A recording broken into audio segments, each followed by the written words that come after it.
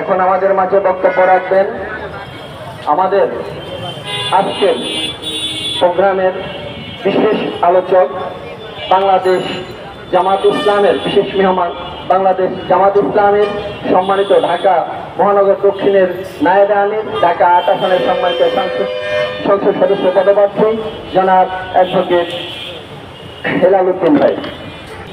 আউযু বিল্লাহি মিনাশ শাইতানির রাজিম। বিসমিল্লাহির রহমানির রহিম।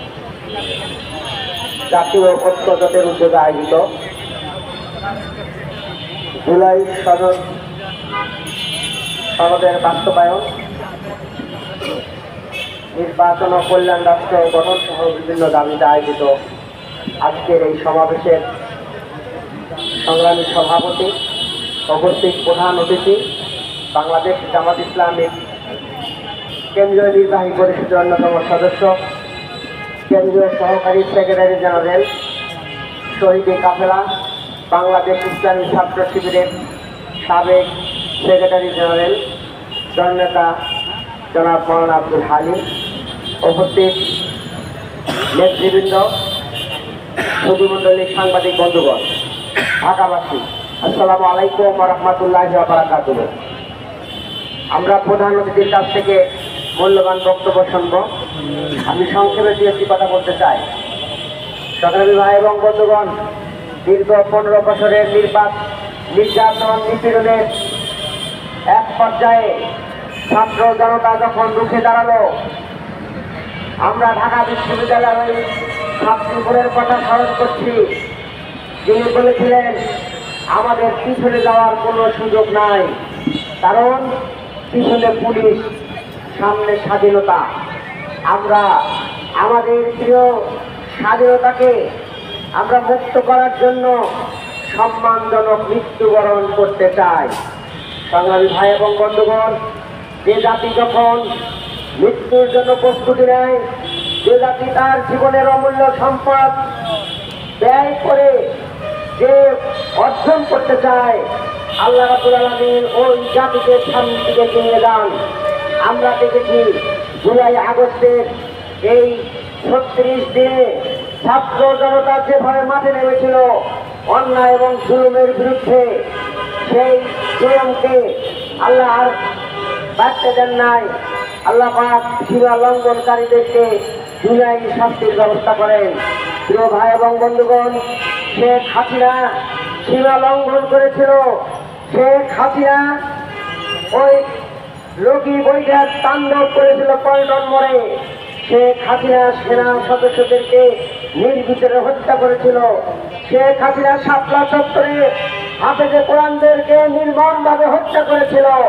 প্রিয় ভাইয়েরা, বিভিন্ন সময়ে আলেম ওলামাদেরকে হত্যা করা, ক্রস ফায়ার দেওয়া এবং আলেম ওলামাদেরকে জেলখানায় ভরে রাখা, এত জুলুমের পরে ছাত্র জনতা সেই ফেসিবাদ হাসিনাকে রুখে দেয়। সে পালিয়ে ভারতে গিয়ে আশ্রয় নেয়।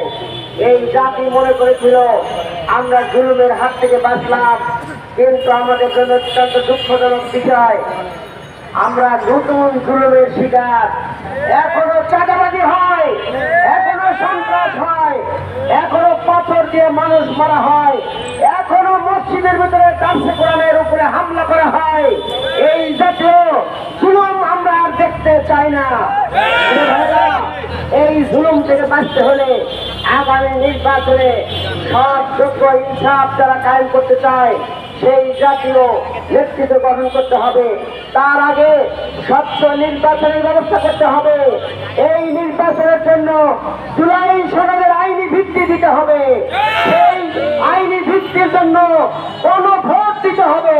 সেই গণভোটের পরে জুলাই সনদের আইনি ভিত্তি ধরে আগামী নির্বাচন দিতে হবে। না হলে এই নির্বাচন বৈধ হবে না।